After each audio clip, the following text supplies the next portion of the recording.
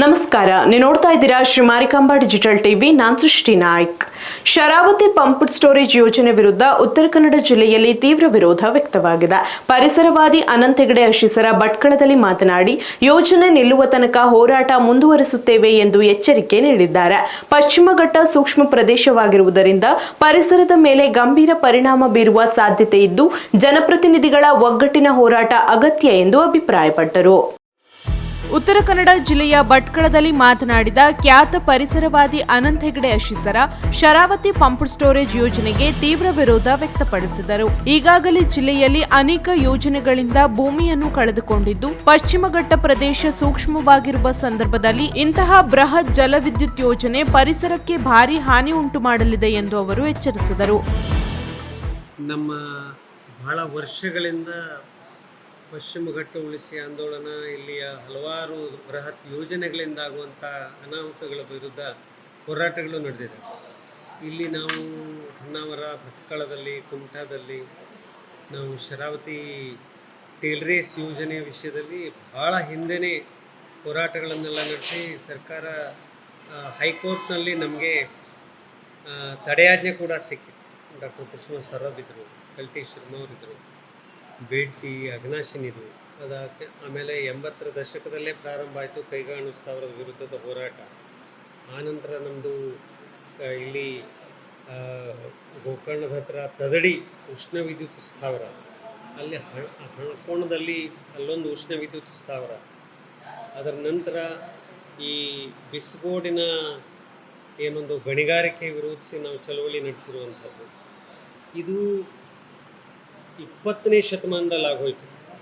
21ನೇ ಶತಮಾನದಲ್ಲಿ ಆಗಲೂ ನಾವು ಬಹಳಷ್ಟು ಹೋರಾಟಗಳಲ್ಲಿ ಜಯ ಗಳಿಸಿದ್ದೇವೆ. ಬಿಡ್ತಿ ಅಘನಾಶಿನಿನಲ್ಲಿ ಬಹಳ ದೊಡ್ಡ ಪ್ರಮಾಣದ ಪ್ರದೇಶವನ್ನೇ ನುಂಗು ಹಾಕುವಂತಹ ಜಲವಿದ್ಯುತ್ ಯೋಜನೆಯನ್ನು ನಿಲ್ಲಿಸೋದಕ್ಕೆ ಭಾಳ ದೊಡ್ಡದಾದಂಥ ಸಾಧ್ಯ ಆಯಿತು.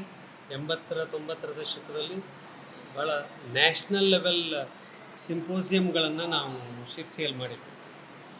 ಹೊನ್ನಾವರದಲ್ಲಿ, ಗೇರ್ಸೊಪ್ಪದಲ್ಲಿ, ಸಾಗರದಲ್ಲಿ, ಈ ಎಲ್ಲ ಪ್ರದೇಶ, ತದಡಿಯಲ್ಲಿ, ಉದಾಹರಣೆಗೆ ಕಾರವಾರದಲ್ಲಿ ಹಲವಾರು ರೀತಿಯ ಜನಾಂದೋಲನಗಳನ್ನು ನಾವು ನಡೆಸಿರುವಂಥದ್ದು ಮತ್ತು ಅದರಲ್ಲಿ ಯಶಸ್ವಿ ಕೂಡ ಆಗಿದೆ. ಬಟ್ ಈ ಕಳೆದ ಕೆಲವು ವರ್ಷಗಳಲ್ಲಿ ಶಿವಮೊಗ್ಗ ಜಿಲ್ಲೆ, ಉತ್ತರ ಕನ್ನಡ ಜಿಲ್ಲೆಯಲ್ಲಿ ಶರಾವತಿ ಪಂಪ್ ಸ್ಟೋರೇಜ್, ಶರಾವತಿ ಅಭಯಾರಣ್ಯವನ್ನೇ ನುಂಗು ಹಾಕುವಂಥ ಬೃಹತ್ ಆದಂತಹ ಜಲವಿದ್ಯುತ್ ಯೋಜನೆ ಇರ್ತದೆ ಹೇಳುವಂಥ ಭಾವನೆ ತಪ್ಪು. ಪೂರ್ಣವಾಗಿ ಯೋಜನೆಗಳು ನಿಲ್ಲುವವರೆಗೆ ಜನಾಂದೋಲನವನ್ನು ನಾವು ಮುಂದುವರಿಸ್ತೇವೆ. ಅದರ ಜೊತೆಗೆ ಹಲವಾರು ಹೋರಾಟ ಸಮಿತಿಗಳು, ಸಂಸ್ಥೆಗಳು ಮತ್ತು ಜನನಾಯಕರು, ಸಾಮಾಜಿಕ ಮುಖಂಡರು ಬೆಂಗಳೂರಿನಿಂದ, ಶಿವಮೊಗ್ಗದಿಂದ ಎಲ್ಲ ಕಡೆಗಳಿಂದನೂ ನಮಗೆ ಬೆಂಬಲ ಕೊಟ್ಟಿದ್ದಾರೆ. ವಿಜ್ಞಾನಿಗಳು ವಿಶೇಷವಾಗಿ ಬೆಂಬಲ ಕೊಟ್ಟಿದ್ದಾರೆ, ಅಧ್ಯಯನಗಳನ್ನು ನಡೆಸಿದ್ದಾರೆ, ಕ್ಯಾರಿಂಗ್ ಕೆಪಾಸಿಟಿ ಸ್ಟಡಿ ಆಗಿದೆ. ಇಂಥ ಸಂದರ್ಭದಲ್ಲಿ ನಮ್ಮ ಜಿಲ್ಲೆಯ ಶಾಸಕರು, ಸಂಸತ್ ಸದಸ್ಯರು ಒಟ್ಟಿಗೆ ಸೇರಿ ಇಡೀ ಪಶ್ಚಿಮ ಘಟ್ಟದಲ್ಲಿರುವಂಥ ಎಲ್ಲ ಜನಪ್ರತಿನಿಧಿಗಳ ಸಭೆಯನ್ನು ಬೆಂಗಳೂರಿನಲ್ಲಿ ಏರ್ಪಡಿಸಬೇಕು ಮತ್ತು ಇಡೀ ಪಶ್ಚಿಮ ಘಟ್ಟದಲ್ಲಿ ಇಂಥದ್ದು ಬೃಹತ್ ಯೋಜನೆಗಳು ಬರಬಾರದು ಎನ್ನುವಂಥ ರೀತಿಯಲ್ಲಿ ಸರ್ಕಾರದಲ್ಲಿ ಒಂದು ಗಟ್ಟಿಯಾದಂತಹ ನಿರ್ಣಯವನ್ನು ತೆಗೆದುಕೊಳ್ಳಬೇಕು. ಇದು ವಿಧಾನಸಭೆ, ವಿಧಾನ ಪರಿಷತ್ತು, ಲೋಕಸಭೆ ಎಲ್ಲ ಕಡೆಗಳಲ್ಲಿ ಇದರ ಬಗ್ಗೆ ಬಹಳ ದೊಡ್ಡದಾದಂಥ ಧ್ವನಿಯನ್ನು ಎತ್ತಬೇಕು.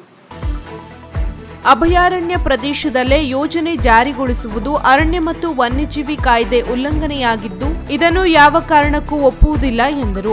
ಇಡೀ ಪಶ್ಚಿಮ ಘಟ್ಟದ ಜನಪ್ರತಿನಿಧಿಗಳು ಒಗ್ಗಟ್ಟಾಗಿ ಯೋಜನೆ ವಿರುದ್ಧ ಧ್ವನಿ ಎತ್ತಬೇಕಾಗಿದೆ ಎಂದು ಅವರು ಕರೆ ನೀಡಿದರು. ಯೋಜನೆ ನಿಲ್ಲುವ ತನಕ ಹೋರಾಟ ಮುಂದುವರಿಯುತ್ತದೆ ಎಂದು ಸ್ಪಷ್ಟಪಡಿಸಿದ ಅವರು, ರೈತರು, ಮೀನುಗಾರರು ಹಾಗೂ ಸ್ಥಳೀಯರಿಗೆ ಆಗುತ್ತಿರುವ ಸಮಸ್ಯೆಗಳತ್ತ ಗಮನ ಹರಿಸಬೇಕೆಂದು ಒತ್ತಾಯಿಸಿದರು. ಜೋರಾಗಿ ಎಲ್ಲ ಮುಖಗಳಲ್ಲಿ, ಅದು ನ್ಯಾಯಾಲಯ ಇರಲಿ, ಲಾಬಿಯಿಂಗ್ ಇರಲಿ, ಸರ್ಕಾರದ ಮೇಲೆ ಒತ್ತಡ ಇರಲಿ, ಜನಾಂದೋಲನ ಇರಲಿ, ಇತ್ತೀಚೆಗೆ ಗಾಂಧೀಜಿಯವರು ನಡೆಸಿರುವಂತಹ ಏನು ಉಪವಾಸ ಸತ್ಯಾಗ್ರಹದ ಮಾದರಿಯಲ್ಲಿ ಸ್ವರ್ಣವಲ್ಲಿ ಸ್ವಾಮೀಜಿಯವರು ಭಜನಾ ಸತ್ಯಾಗ್ರಹ ಮಾಡಿದ್ದನ್ನು ಮತ್ತು ನದಿ ಪೂಜೆಯ ಸತ್ಯಾಗ್ರಹ ಮಾಡಿದ್ದನ್ನು ನೀವು ನೋಡಿರ್ಬೋದು. ಆ ರೀತಿಯಲ್ಲಿ ಹಲವು ಮುಖಗಳಲ್ಲಿ ನಮ್ಮ ಜನಾಂದೋಲನಗಳನ್ನು ನಾವು ನಡೆಸೋರಿದ್ದೇವೆ. ಶರಾವತಿ ಹೋರಾಟದಲ್ಲಿ ಮತ್ತು ಬಿಡ್ತಿ ಅಘನಾಶಿನಿ ಕಣಿವೆಗಳ ಸಂರಕ್ಷಣೆಯ ವಿಷಯದಲ್ಲಿ ಪುನಃ ಹೇಳುವಂಥದ್ದು, ಈ ಪ್ರದೇಶದ ಪಶ್ಚಿಮ ಘಟ್ಟದ ಜನರಲ್ಲಿ ಇನ್ನಷ್ಟು ಜಾಗೃತಿ ಮಾಡುವಂಥ ದಿಕ್ಕಿನಲ್ಲಿ ನಾವು ಮುಂದಿನ ದಿವಸಗಳಲ್ಲಿ ಅಂಥದ್ದೇ ಆದಂತಹ ಕೆಲವು ನಿಶ್ಚಿತವಾದಂಥ ಆಂದೋಲನಗಳನ್ನು ಮುಂದುವರಿಸೋರಿದ್ದೇವೆ. ಧಾರಣಾ ಸಾಮರ್ಥ್ಯದ ಅಧ್ಯಯನ ಆಗಿದೆ. ಈಗಾಗಲೇ ಇಡೀ ಪಶ್ಚಿಮ ಘಟ್ಟದ ಭೂ ಕುಸಿತದ ಅಧ್ಯಯನ ವರದಿ ಬಂದಿದೆ. ಇದು ಬಹಳ ಕಷ್ಟ ಇದೆ. ಎಲ್ಲದೂ ಭೂಕುಸಿತ ಸೂಕ್ಷ್ಮ ಪ್ರದೇಶಗಳು ಅಂತ ಹೇಳಿದ್ದೇವೆ. ಇಲ್ಲಿ ಉಪ್ಪು ನೀರು ಮೇಲೆ ಹೋಗ್ತಾ ಇದೆ ಅಂತ ಹೇಳಿದ್ದೇವೆ. ಅಂಥದ್ರಲ್ಲಿ ಮತ್ತೆ ಮತ್ತೆ ನಾವು ಯೋಜನೆಗಳನ್ನು ಸರ್ಕಾರಗಳು ನಮ್ಮ ಜನಗಳ ಮೇಲೆ, ಇಲ್ಲಿಯ ಅರಣ್ಯ, ವನ್ಯಜೀವಿ, ಜೀವವೈವಿಧ್ಯ, ಪರಿಸರದ ಮೇಲೆ ಹೇರ್ತಾ ಇದ್ದಾವೆ. ಹಾಗಾಗಿ ಇಡೀ ಪಶ್ಚಿಮ ಘಟ್ಟದ ಜನಪ್ರತಿನಿಧಿಗಳು ಒಟ್ಟಿಗೆ ಸೇರಿ ಒಕ್ಕೊರಲ ಧ್ವನಿಯನ್ನು ಎತ್ತಬೇಕು. ಬಯಲುನಾಡಿನ ಅಥವಾ ಉತ್ತರ ಕರ್ನಾಟಕದ ಅಥವಾ ನಮ್ಮ ಹೈದರಾಬಾದ್ ಕರ್ನಾಟಕ ಏನು ಹೇಳ್ತೀವಿ, ಕಲ್ಯಾಣ ಕರ್ನಾಟಕ, ಈ ಪ್ರದೇಶದವರು ಅಥವಾ ಬೆಂಗಳೂರು, ಗ್ರೇಟರ್ ಬೆಂಗಳೂರಿನ ಎಲ್ಲ ಶಾಸಕರ ಸಭೆ ಸೇರ್ತಾರೆ.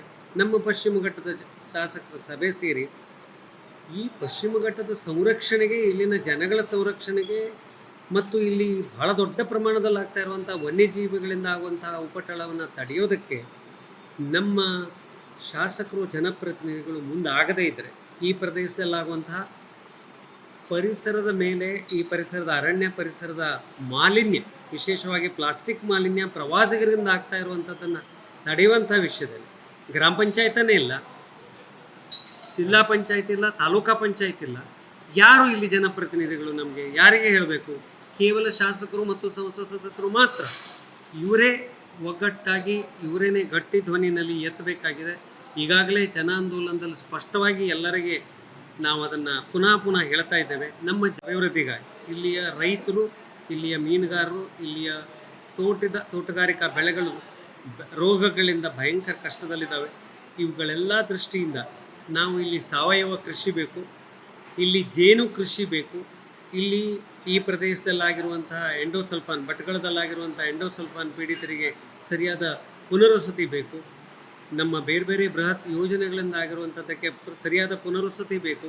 ಇಂಥ ಸಂದರ್ಭದಲ್ಲಿ ನಮ್ಮ ನದಿಗಳ ದಿಕ್ಕನ್ನು ತಿರುಗಿಸಬಾರದು ಮತ್ತು ನಮ್ಮ ನದಿಗಳ ಸಂರಕ್ಷಣೆಗೆ ಬಹಳ ವಿಶೇಷವಾದ, ಮೊನ್ನೆ ಅಷ್ಟೇ 3 ದಿವಸಗಳ ಅಪ್ಪೆಮಿಡಿ ಪಾದಯಾತ್ರೆಯನ್ನು ಅಘನಾಶಿನಿ ನದಿ ತೀರದಲ್ಲಿ ಆ ಪ್ರದೇಶದ ಜನ ಆ ದುರ್ಗಮವಾದ ಕಣಿವೆನಲ್ಲೇ ಹೋಗಿ ನಡೆಸಿದ್ದಾರೆ. ಇವೆಲ್ಲದರ ಹಿನ್ನೆಲೆ ಏನು ಅಂದರೆ, ನಮ್ಮ ಪ್ರದೇಶದ ಜನ ಇಲ್ಲಿರುವಂಥ ಪ್ರಕೃತಿಯ ಜೊತೆಗೆ ಒಂದಾಗಿ ಬದುಕಲಿಕ್ಕೆ ನಮಗೆ ದೊಡ್ಡದಾದಂಥ ಮೆಟ್ರೋಪಾಲಿಟನ್ ಸಿಟೀಸ್ಗಳು ಬೇಡ, ಬೃಹತ್ ಕಾರ್ಖಾನೆಗಳು ಬೇಕಾಗಿಲ್ಲ. ನಮಗೆ ಈ ಪ್ರದೇಶದ ತೋಟಗಾರಿಕೆ, ಮೀನುಗಾರಿಕೆ, ಹೈನುಗಾರಿಕೆ ಮತ್ತು ಈ ಪ್ರದೇಶದಲ್ಲಿರುವಂತಹ ಈ ಒಂದು ಅರಣ್ಯಗಳ ಜೊತೆಗೆ ಬಾಳಲಿಕ್ಕೆ ಬೇಕಾದಂತಹ ಒಂದು ಸಾಮಾನ್ಯವಾದಂತಹ ವ್ಯವಸ್ಥೆ, ಇದನ್ನು ಮಾಡಿಕೊಡೋದಕ್ಕೆ ಸರ್ಕಾರ ಮತ್ತು ಜನಪ್ರತಿನಿಧಿಗಳು ಮುಂದಾಗಬೇಕು ಎನ್ನುವಂತಹ ಪಶ್ಚಿಮ ಘಟ್ಟದ ಜನಾಂದೋಲನದ ಮುಖ್ಯವಾದಂತಹ ಉದ್ದೇಶ. ಅಥವಾ ನಾವು ಭೂಮಿಯನ್ನು ಕಳ್ಕೊಂಡಿದ್ದೀವಿ, ರೈತರ ಸಂಕಷ್ಟದಲ್ಲಿದ್ದಾರೆ, ವನ್ಯಜೀವಿಗಳ ಹಾವಳಿ ಇದೆ, ಅಭಯಾರಣ್ಯ ಇದೆ, ಅಲ್ಲಿ ಅಂಬಾರಗುಡ್ಡದಲ್ಲಿ ಬಹಳ ದೊಡ್ಡದಾದಂತಹ ಗಣಿಗಾರಿಕೆ ನಡೀತಾ ಇತ್ತು, ಅದನ್ನು ಕೂಡ ನಿಲ್ಲಿಸಿದ್ವಿ ನಾವು. ಲ್ಯಾಂಡ್ ಸ್ಲೈಡ್ ಬಹಳ ಆಗ್ತಾ ಇದೆ. ಅಂಥದ್ರಲ್ಲಿ ಅರಣ್ಯ ವನ್ಯಜೀವಿ ಕಾಯ್ದೆಗಳ ಉಲ್ಲಂಘನೆಯನ್ನು ರಾಜಾರೋಷಾಗಿ ಮಾಡುವಂಥ ರೀತಿಯಲ್ಲಿ ಇವತ್ತು ಕರ್ನಾಟಕ ಪವರ್ ಕಾರ್ಪೊರೇಷನ್ ಅವರು ಬೃಹತ್ತಾದಂತಹ ಯೋಜನೆಗಳನ್ನು, ಈಗಾಗಲೇ ಶರಾವತಿನಲ್ಲಿ ಡ್ಯಾಮ್ಸ್ ಇದ್ದಾವೆ, ಮೇಲೆ ಕೆಳಗೆ ಎಲ್ಲ ಕಡೆಗಳಲ್ಲಿದೆ, ನದಿ ಬಹಳಷ್ಟು ಪ್ರಮಾಣದಲ್ಲಿ ನಾಶ ಆಗಿದೆ, ಅರಣ್ಯ ನಾಶ ಆಗಿದೆ. ಅಂಥದ್ರಲ್ಲಿ ಈ ಪಂಪ್ ಸ್ಟೋರೇಜ್ ನಿಲ್ಲಿಸೋದಿಲ್ಲ ಎನ್ನುವಂಥ ಹಠಕ್ಕೆ ಬಿದ್ದಿದೆ ರಾಜ್ಯ ಸರ್ಕಾರ. ಕೇಂದ್ರ ಅರಣ್ಯ ಪರಿಸರ ಮಂತ್ರಾಲಯದವರು ಭಾಗಶಃ ಅನುಮತಿಯನ್ನು ಕೊಟ್ಟರು, ಬಟ್ ವನ್ಯಜೀವಿ ಇಲಾಖೆಯಿಂದ ಅವರಿಗೆ ಅನುಮತಿ ಸಿಕ್ಕಿಲ್ಲ. ಈ ಹಂತದಲ್ಲಿ ನಮ್ಮ ಜಿಲ್ಲೆಯ ಎಲ್ಲ ಮಠಾಧೀಶರು, ನಮ್ಮ ಜಿಲ್ಲೆಯ ಎಲ್ಲ ಶಾಸಕರು, ನಮ್ಮ ಜಿಲ್ಲೆಯ ಜಿಲ್ಲಾ ಉಸ್ತುವಾರಿ ಸಚಿವರು ಸೇರಿದ ಹಾಗೆ, ಲೋಕಸಭಾ ಸದಸ್ಯರು ಸೇರಿದ ಹಾಗೆ ಎಲ್ಲರೂ ಇದಕ್ಕೆ, ಈ ಒಂದು ಜನಾಂದೋಲನಕ್ಕೆ ಬೆಂಬಲ ಕೊಟ್ಟಿರುವಂಥದ್ದನ್ನು ನಾನು ಅವರಿಗೆ ಧನ್ಯವಾದಗಳನ್ನು ಕೂಡ ಹೇಳ್ತೇನೆ. ಆದರೆ ಸ್ಪಷ್ಟವಾದಂತಹ ನಿರ್ಧಾರವನ್ನು ಪ್ರಕಟಿಸಬೇಕಾಗಿದೆ. ಈಗಾಗಲೇ ಕೇಂದ್ರ ಸರ್ಕಾರಕ್ಕೆ ಮತ್ತು ರಾಜ್ಯ ಸರ್ಕಾರಕ್ಕೆ ಅಧಿಕೃತವಾಗಿ ಶಾಸಕರು, ಸಂಸತ್ ಸದಸ್ಯರ ಜೊತೆಗೆ ಹೋಗಿ ಮುಖ್ಯಮಂತ್ರಿಗಳನ್ನು, ಕೇಂದ್ರ ಅರಣ್ಯ ಪರಿಸರ ಮಂತ್ರಿಗಳನ್ನು, ನೀರಾವರಿ ಸಚಿವರನ್ನು, ರಾಜ್ಯದ ನೀರಾವರಿ ಸಚಿವರನ್ನು ಕೂಡ ಭೇಟಿ ಮಾಡಿದೆ. ಪೂಜ್ಯ ಸ್ವರ್ಣವಲ್ಲಿ ಸ್ವಾಮೀಜಿಯವರ ನೇತೃತ್ವದಲ್ಲಿ ನಡೆದಂತಹ ಜನಾಂದೋಲನ ಶಿರಸಿನಲ್ಲಿ 25,000 ಜನ ಸೇರಿದರು. ಹೊನ್ನಾವರದಲ್ಲಿ ಇತ್ತೀಚೆಗೆ ಸೇರಿದಂಥ ಶರಾವತಿ ಒಂದು ಯೋಜನೆ ವಿರುದ್ಧ ನಡೆದಂಥ ಚಳವಳಿಯಲ್ಲಿ ನಿರಂತರವಾಗಿ ಹೋರಾಟ ನಡ್ಕೊಂಡೇ ಬಂದಿದೆ. ಹೀಗೆ ಎಲ್ಲ ಕಡೆಗಳಲ್ಲಿ ಮೀನುಗಾರರು, ರೈತರು, ವನವಾಸಿಗಳು, ಪಟ್ಟಣದಲ್ಲಿರುವಂಥ ಜನಾಂಗ, ನಾಗರಿಕ ಜನಾಂಗ ಎಲ್ಲರೂ ಇದಕ್ಕೆ ವಿರೋಧ ಮಾಡ್ತಾ ಇರಬೇಕಾದ್ರೆ ನಮ್ಮ ಜನಪ್ರತಿನಿಧಿಗಳು ಉತ್ತರ ಕನ್ನಡದಲ್ಲಿ ಇಷ್ಟು ಬೆಂಬಲ ಕೊಟ್ಟರೆ ಸಾಕಾಗೋದಿಲ್ಲ. ಆದರೆ ಈ ಒಂದು ಸಂದರ್ಭದಲ್ಲಿ ರಾಜ್ಯ ಸರ್ಕಾರ ಮತ್ತು ಕೇಂದ್ರ ಸರ್ಕಾರದ ಮೇಲೆ ಇನ್ನಷ್ಟು ಒತ್ತಡಗಳನ್ನು ಹಾಕಬೇಕು, ಅವರನ್ನು ಭೇಟಿ ಮಾಡಬೇಕು, ವಿಜ್ಞಾನಿಗಳ ಜೊತೆಗೆ ಸಂವಹನ ಮಾಡಬೇಕು, ವಿಜ್ಞಾನಿಗಳು ಮತ್ತು ಸರ್ಕಾರದ ಜೊತೆ ಒಂದು ತಜ್ಞರ ಸಭೆಗಳನ್ನು ಏರ್ಪಡಿಸಬೇಕು. ಇವೆಲ್ಲ ಸಂಗತಿಗಳನ್ನು ಮಾಡಿ ನಾವು ಇನ್ನಷ್ಟು ಒತ್ತಡಗಳನ್ನು ಹಾಕಬೇಕಾಗಿದೆ.